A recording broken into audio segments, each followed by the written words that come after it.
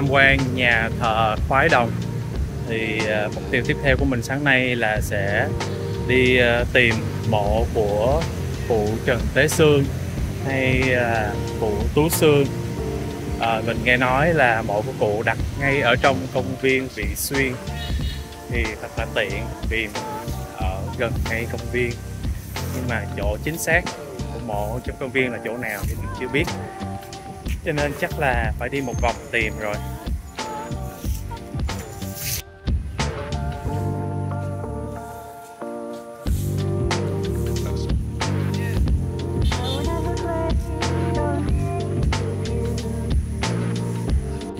Mình vừa hỏi thăm chị quét dọn ở công viên thì chị đã chỉ cho mình hướng đi. Đại lại là mình cũng phải đi một vòng, chắc khoảng nửa vòng hồ. Ok, nói chung có người local chị. Thực ra sáng nay trời mưa từ sớm nên là hiện giờ là còn rất là mát. Thì nó mát nhưng mà nói chung nó cũng ẩm á. Nãy giờ người mình cũng là ra mồ hôi rồi đó, nhưng mà nó dễ chịu hơn là hôm qua lúc mà nắng là vừa ẩm vừa nắng nữa. Lối đi trong công viên thì rất là dễ chịu, nên nói chung là cứ hôm qua đến giờ đi lanh quanh những cái phố xá quanh đây á, thì mình cũng cứ đi bọc quanh công viên thôi, vì nó nhiều bóng mát cây xanh dễ chịu.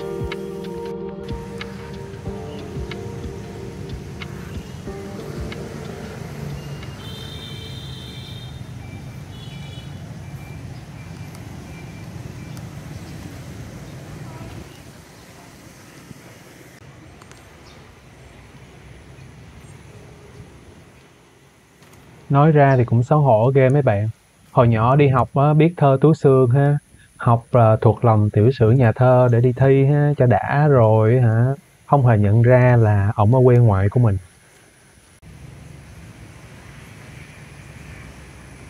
Nhìn xa xa thấy tượng của Trần Hưng Đạo á, thì mình mới nhớ ra một cái ý nghĩ này mình mới có gần đây, là mình cảm thấy ngày càng thích thú về cái khu vực Hồ Vị Xuyên này đó mấy bạn. Bởi vì ngoài chuyện cảnh quan hồ là mình dễ chịu, thì tự dưng ngay cùng một khu vực này mà có tới 2 điểm tham quan liên quan đến danh nhân của đất Nam Định. Người đầu tiên thì là tướng Trần Hưng Đạo, quá lẫy lừng rồi. Thứ hai là cụ Trần Tế Xương, một nhà thơ nổi tiếng về tài năng nhưng mà kém may mắn trong cuộc đời. Ở góc độ du lịch đó thì đây là một điểm cộng cho Nam Định nha, tại vì nó rất có lợi cho khách du lịch khi mà tham quan các cái điểm thú vị khác nhau, mà nhất là những cái khách mà đi một mình như mình thì không có phải bắt xe đi di chuyển từ điểm này qua điểm kia, đi bộ vài trăm mét là tới rồi.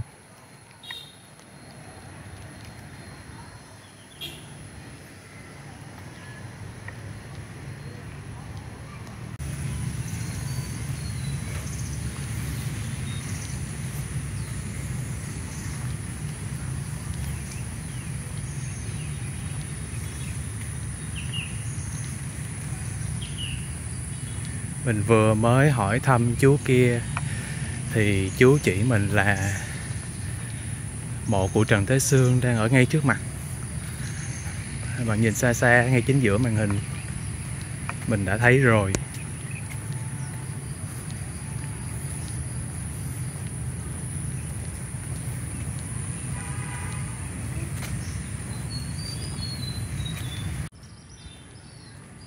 Đến rồi nè mấy bạn ơi,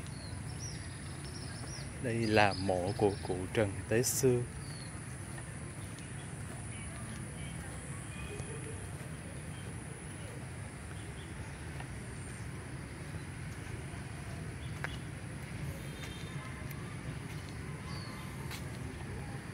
Và đây là mộ nhà thơ Tú Xương nè mấy bạn. Cảnh quan chung quanh mộ á, mới nhìn thấy rất là xinh xắn và khang trang đó chứ. Để mình đi vòng ra phía trước nha.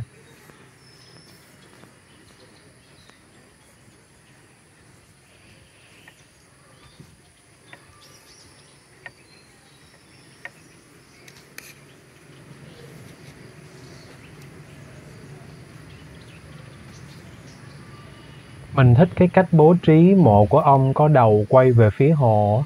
Như vậy thì khách tham quan và nhất là những người muốn thắp nhang tưởng nhớ ông có thể nhìn được mộ ông trên nền một cảnh quan rất là thơ.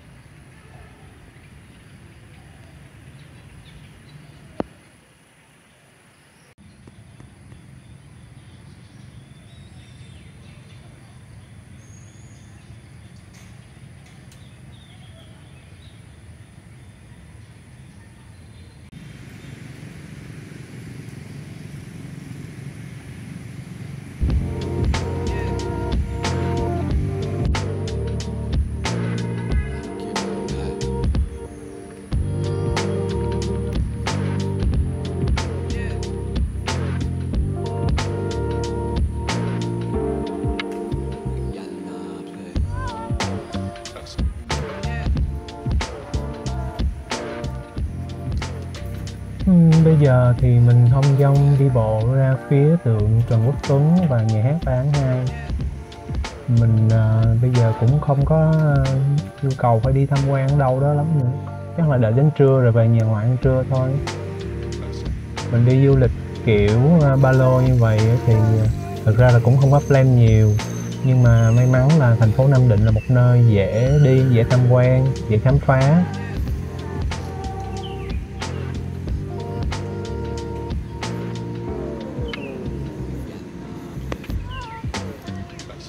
Nếu như mà các bạn có xem cái series đi du lịch Nam Định này của mình cho tới phút này á, thì mình không biết là các bạn cảm thấy như thế nào về thành phố Nam Định, và các bạn cảm thấy như thế nào về cái cách mình quay vlog lại cái chuyến du lịch của mình.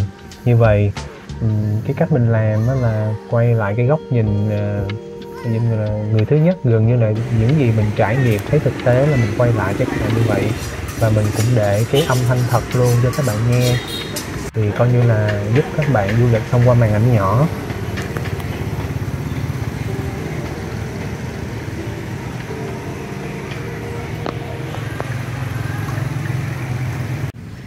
Đây đây chắc là điểm cuối của chuyến du lịch của mình. Đó là mình đang đi bộ về số 280 phố Minh Khai, phường Vị Hoàng, thành phố Nam Định.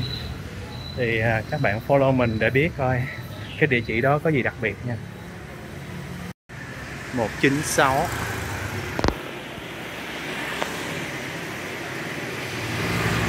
200 202 280, chứ còn mấy chục căn nữa.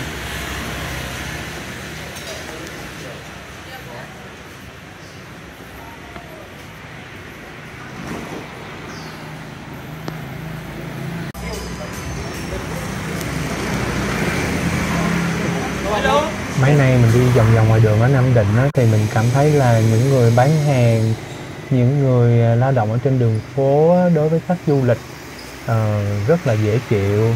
Nói chung là có thể quay phim, chụp hình khá thoải mái so với nhiều thành phố lớn. Thực sự cũng may mắn là sáng nay trời nó khá mát, đỡ cực hôm qua.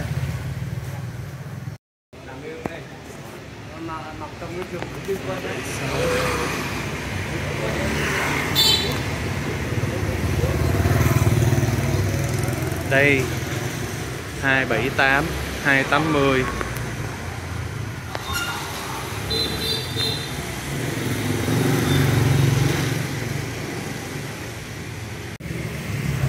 Đang ở phía trước hẻm 280 phố Minh Khai. Giờ mình sẽ đi vô trong nha.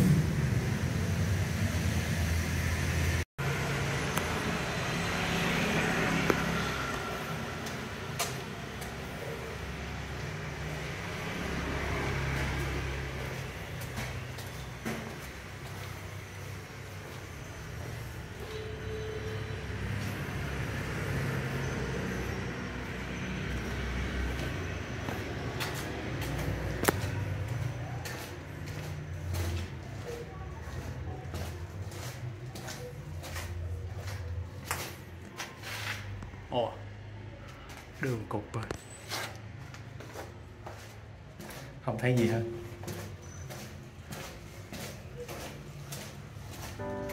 Cuối cùng không biết Mình tưởng là phải đi vào bên trong có gì đó để tham quan, bởi vì mình nghĩ đó phải là một ngôi nhà cổ. Vậy 280 là nhà này luôn. Mình mới lên mạng đọc kỹ hơn á, thì ngôi nhà này đã thay đổi rất nhiều do chiến tranh và do trải qua nhiều đời chủ. Chỉ có cái vị trí là vẫn đúng với nơi ông Tú đã sống 7 năm cuối đời.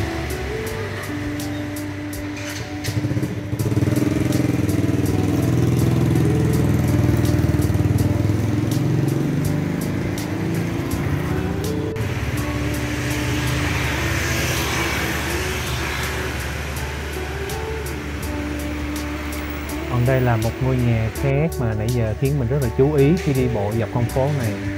Nó có vẻ xưa, kiến trúc rất là đẹp. Mình đoán là nhà của một gia đình giàu có nào đó thời xưa.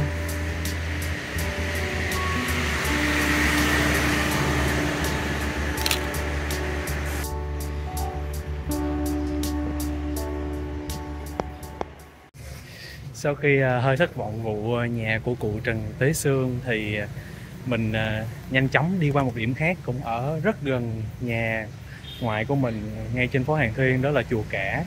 Thì đây là chiếc xe đạp. Mình đã quá lười để đi bộ cho nên là mình mượn chiếc xe đạp của người nhà mình đạp đến đây. Mặc dù cùng trên phố thôi nhưng mà bây giờ mấy trăm mét đi bộ là lười lắm. Quay lại từ bên ngoài nha. Chùa này là mình nghe nói là ngày xưa bà ngoại mình còn sống hay đi, nên là mình rất là tò mò muốn tham quan.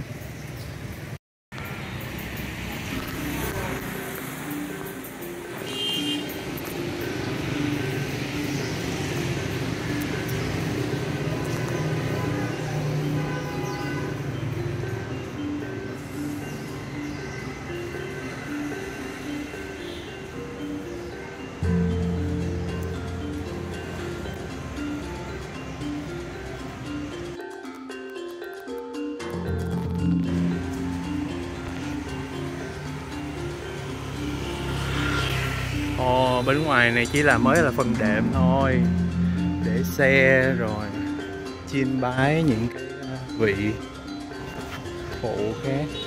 Còn chùa chính là bên trong kia. Chùa rộng phết. Đây mới là gian chính của chùa.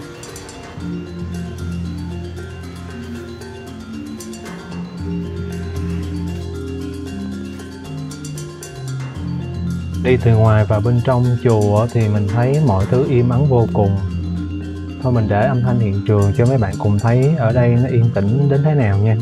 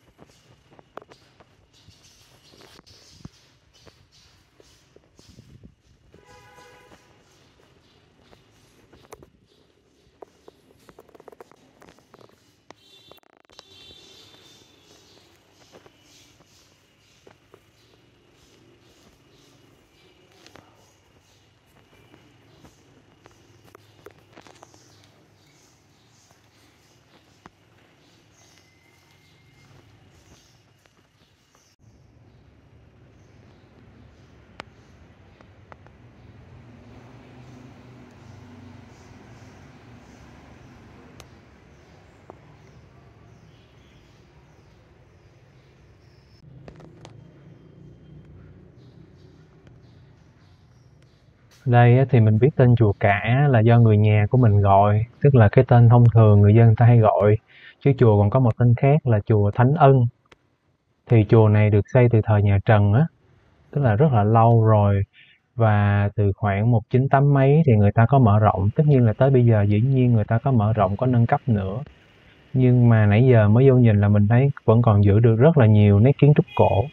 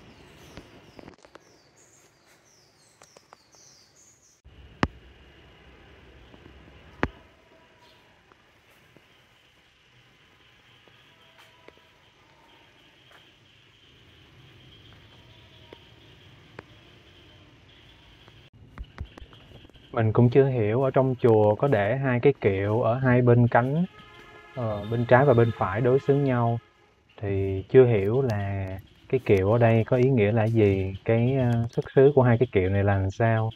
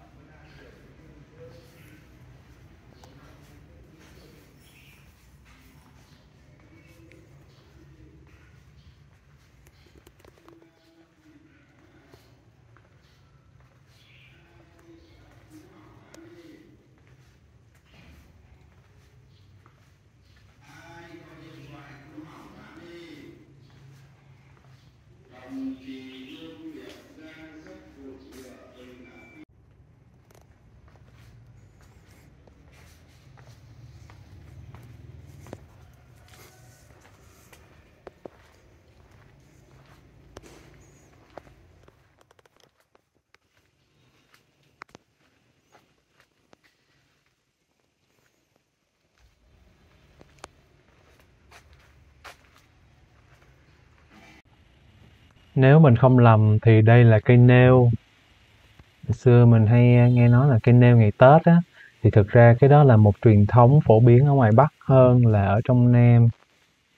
Thì đây là trong chùa, thì đình hình như cũng hay có, và ngày lễ Tết người ta hay treo cái gì đó lên trang trí ở trên đó.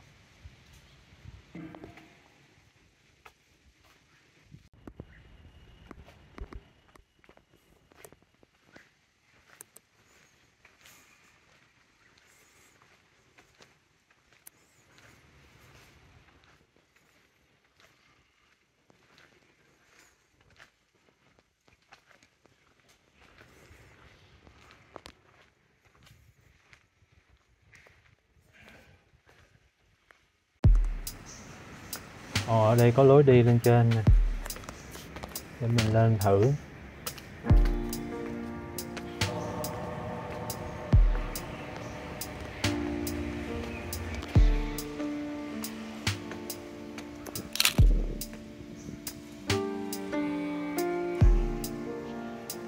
Lên đây thì chủ yếu là thay đổi góc nhìn, thêm được cảnh đẹp để ngắm, chứ hình như trên đây cũng không có hoạt động gì hết á. Nhưng mà cảnh quan ở đây làm đẹp thiệt.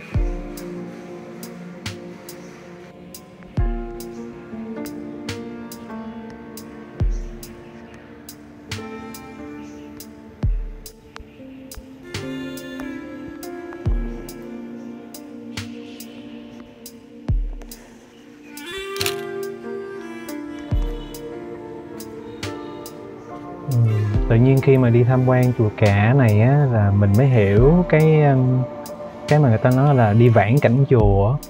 Tức là cảnh phải đẹp, phải có cái để ngắm, và không gian thì phải yên tĩnh, phải dễ chịu thì mới gọi là vãn cảnh được. Chứ đi chùa mà đông rồi chen chúc rồi khói nghi ngút thì mình không có thể nào mà vãn cảnh được hết.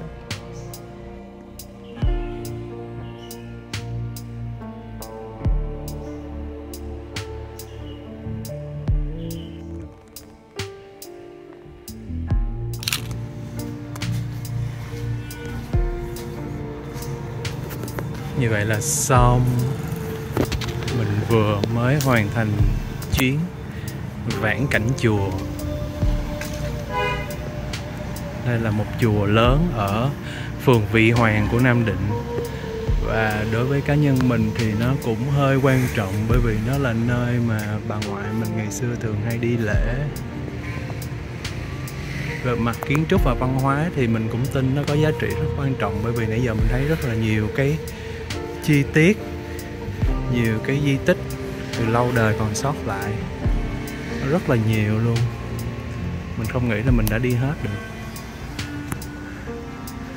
Và cái hay là những cái phần mới và những cái phần cũ họ bố trí đan xen với nhau khá là hài hòa.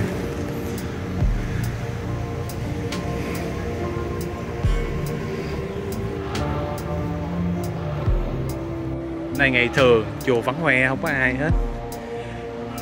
Để xe cũng không ai trông, cũng chẳng ai lấy. Sau khi mà tham quan vớt vát thêm được một điểm là chùa Cả thì mình lại cảm thấy rất là mãn nguyện rồi. Và bây giờ cũng là tới giờ trưa, kết thúc buổi sáng cuối cùng của mình ở Nam Định. Mình cảm thấy vô cùng thư thả, giờ chỉ còn đạp xe thông dong về nhà ăn trưa mà thôi. Mà cũng cái khúc này mình mới nhận ra là cái việc đạp xe đạp ở Nam Định rất là dễ chịu. Mình mà biết sớm hơn thì mình đã mượn xe đạp về nhà mình từ ngày hôm trước để đi vòng vòng rồi. Đỡ phải than thở chuyện đi bộ.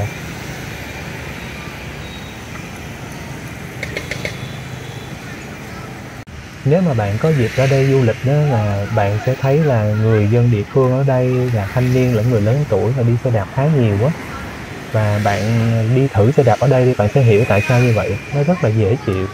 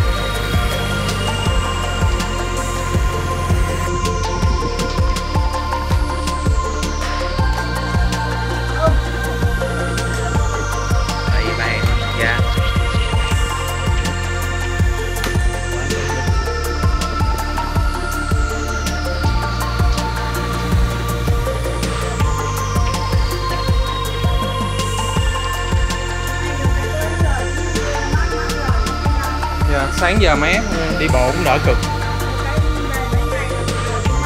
Sáng nay nó mưa xong nó cũng có gió nữa. Chứ hôm trước mưa nhưng mà lại khô queo không có gió nữa.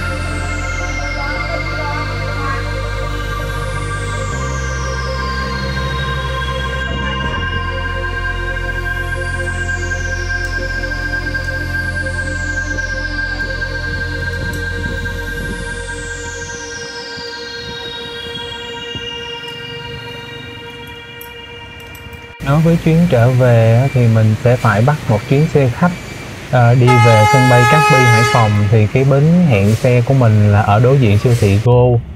Và đi khoảng 2 tiếng rưỡi là sẽ đến sân bay Cát Bi. Sau đó từ sân bay Cát Bi mình mới bay khoảng 1 tiếng 40 phút về lại Sài Gòn. Như vậy là chuyến đi du lịch Nam Định của mình đã khép lại. Dù chỉ ở đây 3 ngày 2 đêm nhưng mình cũng thấy cảm nhận được phần nào vẻ đẹp của khu phố cổ và một số nơi xứng đáng để tham quan ở thành phố này. Nói về việc chụp ảnh thì mình thấy đây là cơ hội thú vị để mình thử nghiệm sử dụng một chiếc máy point and shoot đời cũ khi mà mang theo du lịch. Có thể mình sẽ làm một cái video riêng review về chiếc máy ảnh này. Còn về Nam Định thì mình mạnh dạn đề xuất cho các bạn ở miền Nam, ở Sài Gòn ra Bắc chơi, nhất là những bạn yêu thích những đô thị cổ, những cái phố cổ mà cũng đã đi Hà Nội nhiều rồi thì xin mình đi Nam Định là một lựa chọn rất là dễ thương nhé. Xin chào và hẹn gặp lại các bạn ở những vlog khác của mình.